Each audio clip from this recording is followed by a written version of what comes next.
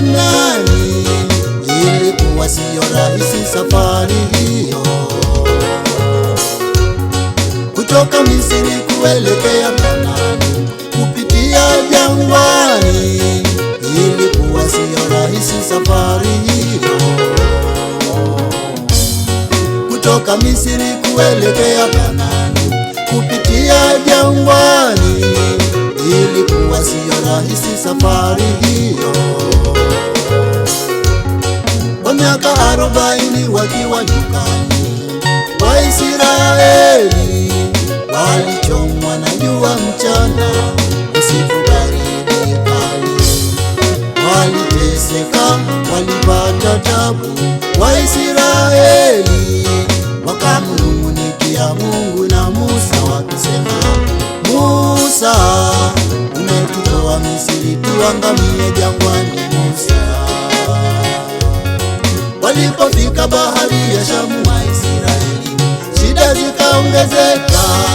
Mbele yao bahari ya Shamu, nyuma yao jeshi la Wamisri.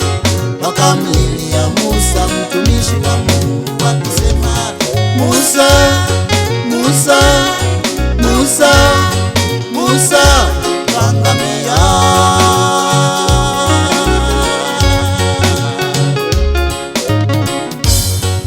Musa akawaambia, msiogope.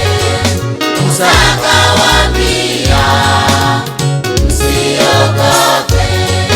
Hao Wamisri mnaowaona leo hamtawaona tena. Hao Wamisri mnaowaona leo hamtawaona tena. Mungu atawapigania ninyi, nanyi mtanyamaza tu. Mungu atawapigania ninyi, nanyi mtanyamaza tu. Simameni, simameni muone wokovu wa Bwana. Simameni, simameni muone wokovu wa Bwana.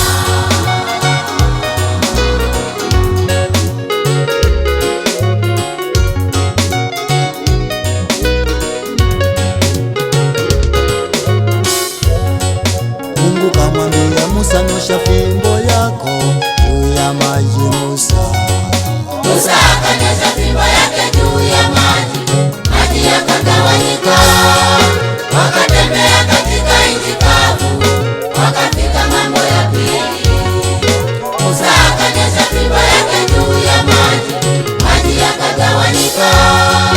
Wakatembea katika nchi kavu, wakafika ng'ambo ya pili.